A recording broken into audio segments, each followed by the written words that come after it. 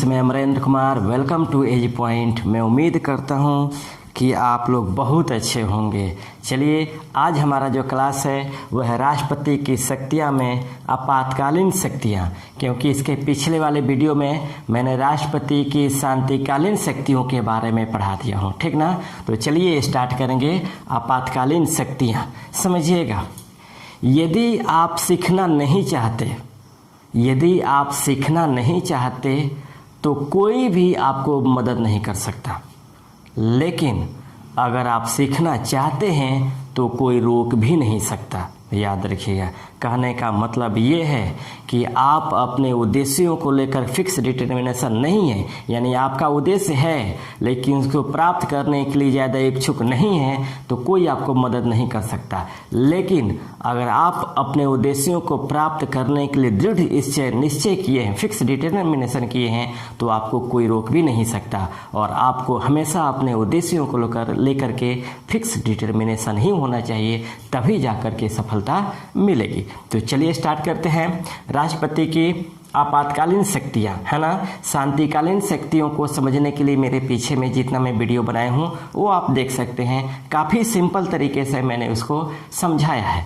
तो चलिए स्टार्ट करते हैं आपातकालीन शक्तियाँ। समझिएगा, भारतीय संविधान में 3 प्रकार के आपातकालीन शक्तियों का प्रावधान किया गया है ना, जिसका उद्घोषणा राष्ट्रपति द्वारा किया जाता है। भारतीय संविधान में 3 प्रकार के आपातकालीन शक्तियों का प्रावधान किया गया है।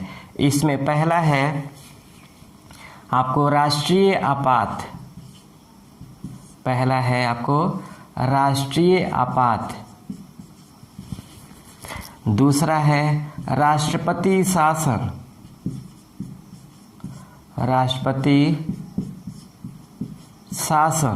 और तीसरा है वित्तीय आपात। समझिएगा, राष्ट्रपति शासन का प्रावधान किया गया है अनुच्छेद 352 में। राष्ट्रपति शासन का प्रावधान किया गया है अनुच्छेद 356 में, और वित्तीय आपात का जो प्रावधान किया गया है वो आपको 360 में। तो चलिए एक एक करके हम समझने का प्रयास करते हैं कि राष्ट्रीय आपात क्या है, राष्ट्रपति शासन क्या है और वित्तीय आपात क्या है। चलिए एक एक करके समझते हैं। ओके, चलिएगा 1 नंबर हम बात करते हैं आपको राष्ट्रीय आपात की। राष्ट्रीय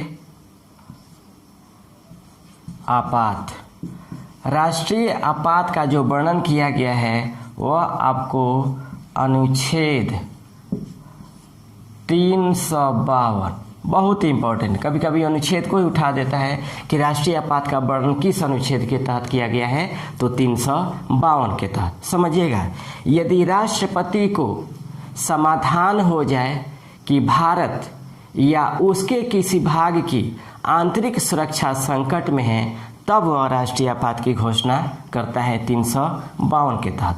फिर समझिएगा, यदि राष्ट्रपति को लगता है कि भारत या उसके किसी भाग की आंतरिक सुरक्षा संकट में है तो वह राष्ट्रीय आपात की घोषणा करता है। ये राष्ट्रीय आपात जो होता है यह 2 प्रकार का है ना। राष्ट्रीय आपात 2 प्रकार का है। 1 नंबर है आपको बाह्य आक्रमण और दूसरा है सशस्त्र विद्रोह। कहने का मतलब है कि यदि राष्ट्रपति को लगता है कि भारत या उसके किसी आंतरिक भाग में बाह्य आक्रमण या सशस्त्र विद्रोह के माध्यम से अगर स्थिति बिगड़ती है तब वह राष्ट्रीय आपात की घोषणा करता है। लेकिन यहाँ एक टर्म है, राष्ट्रपति जो राष्ट्रीय आपात की घोषणा करता है वह मंत्रिमंडल के लिखित अनुमति लेने की बाद ही करता है ना। राष्ट्रपति जो राष्ट्रीय आपात की घोषणा करेगा वह मंत्रिमंडल के लिखित अनुमति लेने के बाद ही लिखित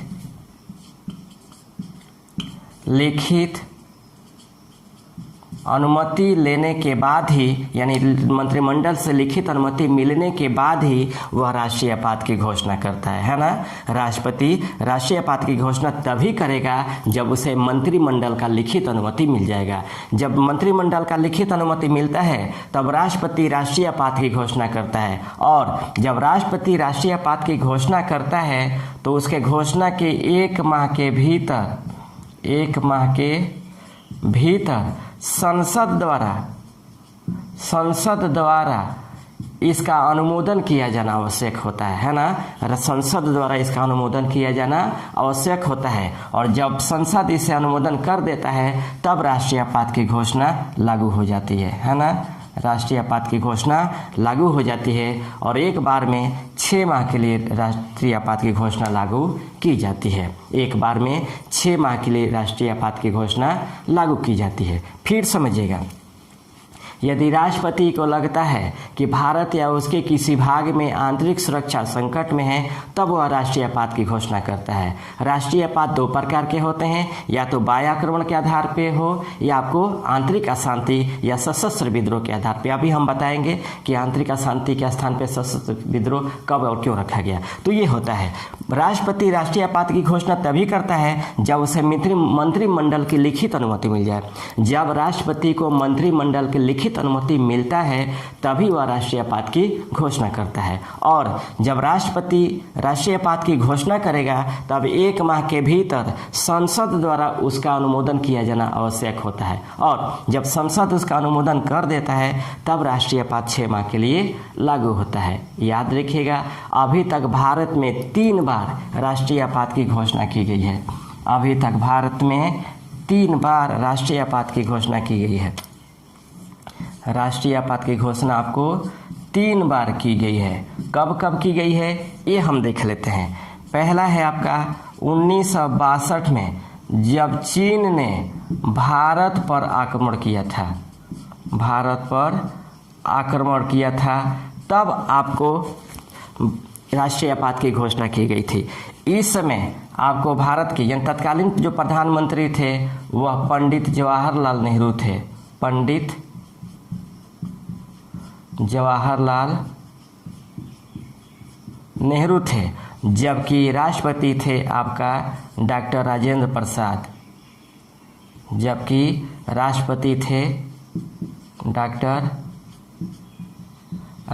प्रसाद। है ना। ये पहला राष्ट्रीय आपात लागू किया गया था। दूसरा है आपको 1971 में, है ना, पाकिस्तान द्वारा भारत पर आक्रमण के कारण इस समय जो तत्कालीन प्रधानमंत्री थी वो आपको श्रीमती इंदिरा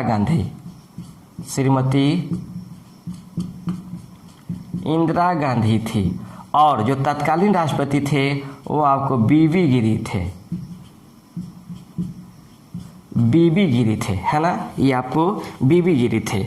और तीसरा जो आपातकाल लागू हुआ था वह 1975 में आंतरिक अशांति के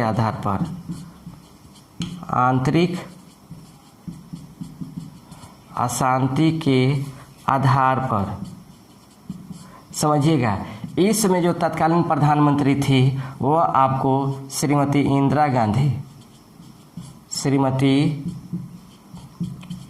गांधी, और जो तत्कालीन राष्ट्रपति थे वह फखरुद्दीन अली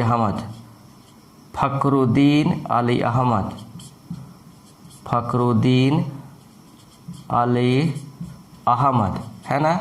ये आपको राष्ट्रपति थे। फिर समझिएगा, भारत में अभी तक 3 बार राष्ट्रीय आपात की घोषणा की गई है। पहला किया गया आपको 1962 में, जब चाइना ने भारत पर आक्रमण किया था। उस समय का तत्कालीन जो प्रधानमंत्री थे वो पंडित जवाहरलाल नेहरू थे और राष्ट्रपति डॉक्टर राजेंद्र प्रसाद थे। दूसरा राष्ट्रीय आपात की घोषणा की गई 1971 में, जब पाकिस्तान ने भारत पर आक्रमण किया था। उस समय की तत्कालीन प्रधानमंत्री थी श्रीमती इंदिरा गांधी और राष्ट्रपति थे बीबी गिरी। तीसरा आपातकाल लागू किया गया आपको 1975 में आंतरिक अशांति के आधार पर, है ना। और इसमें के तत्कालीन प्रधानमंत्री श्रीमती इंदिरा गांधी थी और राष्ट्रपति डॉक्टर फखरुद्दीन अली अहमद थे, फखरुद्दीन अली अहमद थे। और याद रखिएगा आंतरिक अशांति यहीं पे इसी को लेकर आंतरिक अशांति के आधार पे जब उन्होंने आपातकाल लागू किया था और जब 1975 में जब चुनाव हुआ तो चुनाव के बाद श्रीमती इंदिरा गांधी की हार हुई और हार होने के बाद आपको केंद्र में गैर कांग्रेसी, सबसे पहले गैर कांग्रेसी सरकार बना मोरारजी देसाई के नेतृत्व में, है ना। सर्वप्रथम केंद्र में आपको गैर कांग्रेसी सरकार बना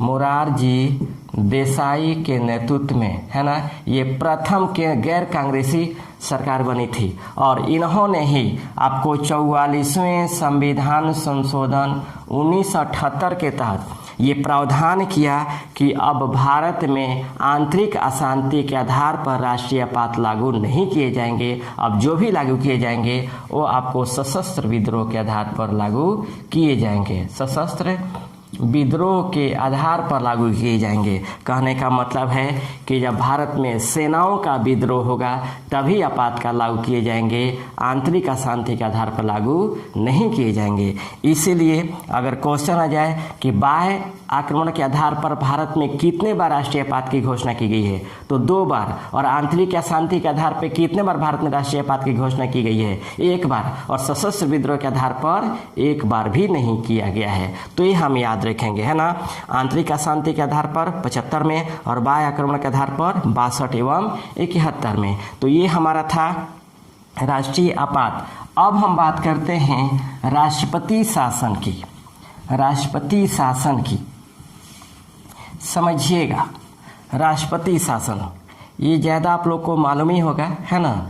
राष्ट्रपति शासन, राष्ट्रपति शासन का जो प्रावधान किया गया है वह आपको अनुच्छेद 356 में किया गया है ना।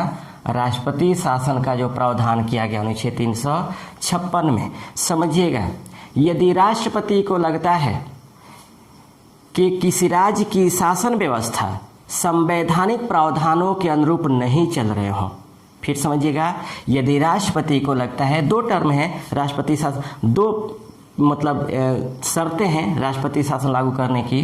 पहला है कि यदि राष्ट्रपति को लगता है कि भारत के किसी राज्य में वहाँ के शासन व्यवस्था संवैधानिक प्रावधानों के अनुरूप नहीं चल रहे हैं, तब वह वहाँ पे राष्ट्रपति शासन को लागू कर सकता है। दूसरा है कि अगर किसी राज्य में वहाँ का चुनाव होने के बाद किसी को स्पष्ट बहुमत नहीं हुआ है या आपको सरकार चलने के दौरान सरकार अल्पमत में आ गई या मुख्यमंत्री त्यागपत्र दे दिया, तब राज्यपाल के प्रतिवेदन के आधार पर उस राज्य में राष्ट्रपति द्वारा राष्ट्रपति शासन लागू कर सकता है। फिर समझिएगा, यदि किसी राज्य में चुनाव होने के बाद किसी को स्पष्ट बहुमत नहीं मिला या सरकार बीच में चल रही हो और सरकार अल्पमत में आ गई हो और किसी मुख्यमंत्री को उतना बहुमत नहीं है कि वह सरकार बना पाए या मुख्यमंत्री त्यागपत्र दे दे, तब उस कंडीशन में राज्यपाल के प्रतिवेदन के आधार पे उस राज्य में राष्ट्रपति शासन लागू की जाती है ना। उस राज्य में राष्ट्रपति शासन लागू की जाती है। राष्ट्रपति द्वारा राष्ट्रपति शासन के घोषणा के 2 माह के भीतर संसद द्वारा इसका अनुमोदन किया जाना आवश्यक होता है ना। संसद द्वारा इसका अनुमोदन किया जाना आवश्यक होता है ना। जब राष्ट्रपति शासन की घोषणा करता है तो राष्ट्रपति शासन के 2 माह के भीतर संसद द्वारा उसको स्वीकृति प्रदान किया जाना आवश्यक होता है। और जब संसद स्वीकृति प्रदान करता है तो राष्ट्रपति शासन किसी राज्य में कम से कम 6 माह और अधिक से अधिक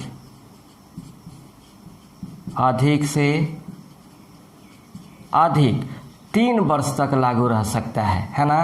कम से कम 6 माह और अधिक से अधिक 3 वर्ष लागू रह सकते हैं। लेकिन अगर 3 वर्ष से अधिक जारी रखना है तो मुख्य निर्वाचन आयोग से सलाह लेना पड़ेगा, है ना। मुख्य निर्वाचन आयोग अगर कहता है कि नहीं, हम उस राज्य में चुनाव कराने में सक्षम नहीं हैं, तभी राष्ट्रपति शासन को ये 3 वर्षों तक लागू रह सकता है। लेकिन 3 वर्षों के क्रम में अगर लागू करना है तो यह निर्वाचन आयोग से परामर्श लेना होगा कि क्या उस राज्य में चुनाव कराने में सक्षम है अथवा नहीं। अगर राज्य निर्वाचन आयोग कहता है कि नहीं, हम चुनाव कराने में सक्षम नहीं हैं, तभी आपको राष्ट्रपति शासन को आगे बढ़ाया जाएगा। अगर ऐसा नहीं है तो पुनः वहाँ पे चुनाव कराया जाएगा, ठीक ना। तो कम से कम 6 महीना और अधिक से अधिक 3 वर्षों तक ही लागू रह सकता है, ये संवैधानिक प्रावधान है। अभी तक भारत में सबसे पहले जो राष्ट्रपति शासन लागू हुआ वो आपको पंजाब में, है ना।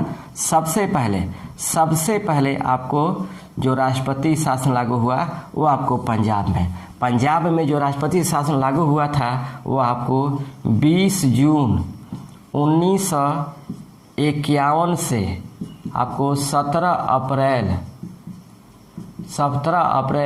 1952, समझिएगा, है ना। पंजाब में सर्वप्रथम राष्ट्रपति शासन लागू हुआ था। आप इतना भी याद रख सकते हैं कि 1951 में सबसे पहले पंजाब में राष्ट्रपति शासन लागू हुआ था। लेकिन अगर टेन्योर पूछ देगा तो 20 जून 1951 से 17 अप्रैल 1952 तक, है ना, ये आपको लागू हुआ था। कांग्रेस में फूट पड़ने के कारण पंजाब में राष्ट्रपति शासन लागू हुआ था।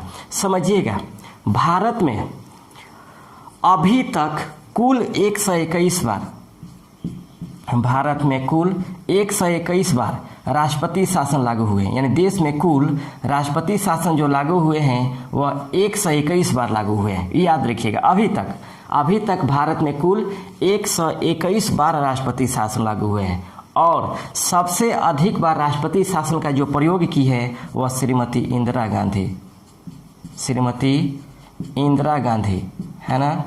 इंदिरा गांधी अपने 15 वर्षों के कार्यकाल में लगभग 49 बार राष्ट्रपति शासन का प्रयोग किया है ना। इंदिरा गांधी अपने 15 वर्षों के कार्यकाल में 49 बार राष्ट्रपति शासन का उपयोग किया है, राष्ट्रपति शासन का प्रयोग किया है ना। अटल बिहारी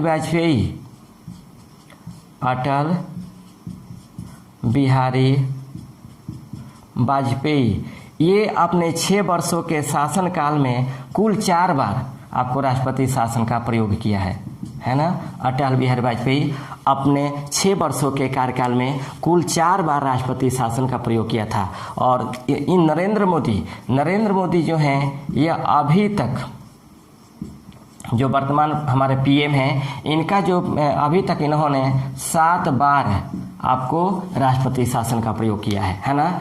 तो यानी 7 बार इन्होंने राष्ट्रपति शासन का प्रयोग किया। तो याद रखिएगा, सबसे अधिक बार श्रीमती इंदिरा गांधी 49 बार, उसके बाद अटल बिहारी, सभी प्रधानमंत्रियों का अलग अलग है ना। मैंने केवल यही बताया है। एक बार पूरा राष्ट्रपति को उठाऊंगा तो ये पूरा बता दूंगा कि किसने कब कितना बार राष्ट्रपति शासन का उपयोग किया है। तो सबसे लेकिन याद रखेंगे कि सबसे अधिक बार, अगर क्वेश्चन आपके सामने आ जाए कि भारत में सबसे अधिक बार राष्ट्रपति शासन का प्रयोग किसने किया है, तो श्रीमती इंदिरा गांधी ने 49 बार, और अटल बिहारी वाजपेयी 4 बार, और नरेंद्र मोदी 7 बार। अब देखिएगा, देश में सबसे अधिक बार राष्ट्रपति शासन किस राज्य में लागू हुआ है, ये भी क्वेश्चन पूछता है। समझिएगा, देश में सबसे अधिक बार राष्ट्रपति शासन लागू होने वाला जो राज्य है वो उत्तर प्रदेश है।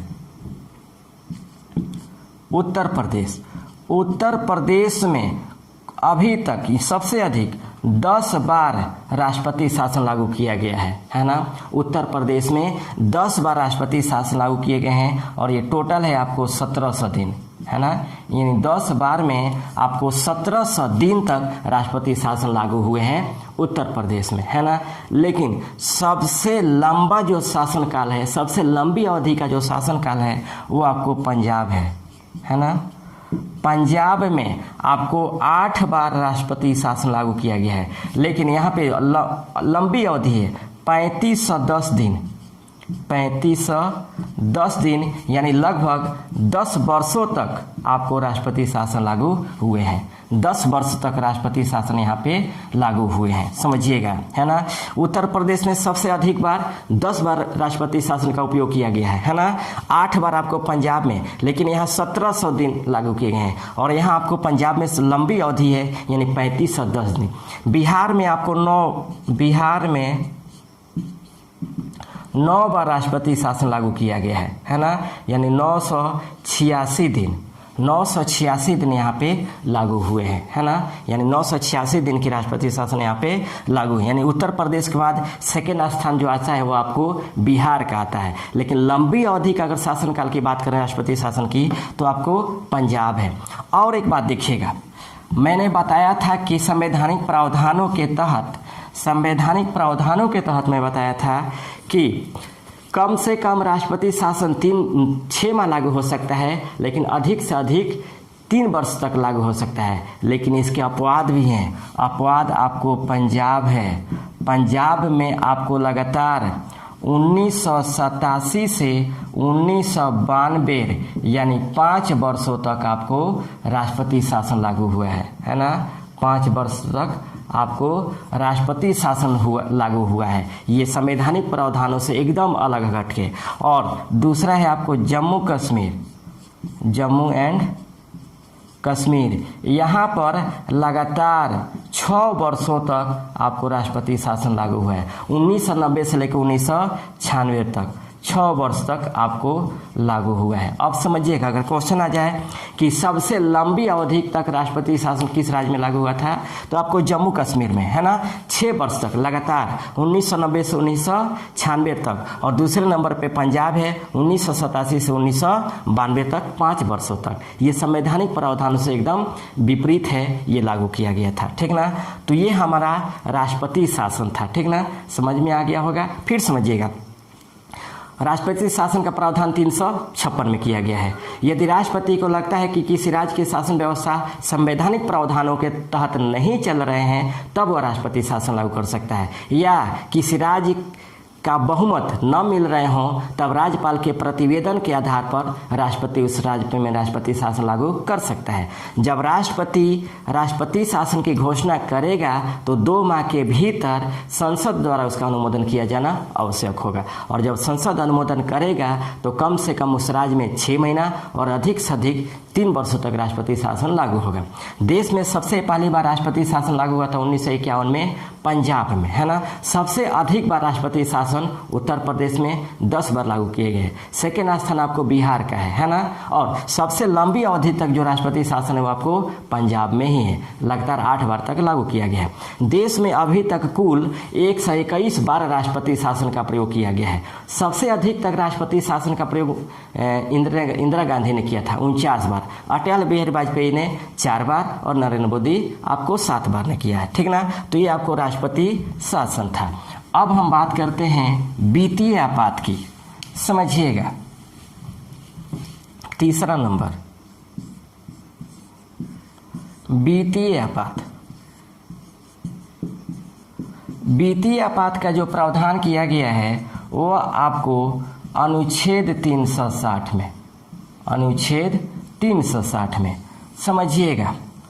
यह वित्तीय आपात का प्रावधान बहुत इंपॉर्टेंट, बहुत बार ये क्वेश्चन पूछा गया है, समझिएगा। यदि राष्ट्रपति को लगता है कि भारत या उसके किसी भाग की आर्थिक स्थिति सही नहीं है ना, राष्ट्रपति को लगता है कि भारत या उसके किसी भाग की आर्थिक स्थिति सही नहीं है, तब वह वित्तीय आपात की घोषणा कर सकता है। लेकिन वित्तीय आपात की घोषणा के लिए राष्ट्रपति को मंत्रिमंडल से लिखित अनुमति लेने की आवश्यकता नहीं है ना। वित्तीय आपात की घोषणा के लिए राष्ट्रपति को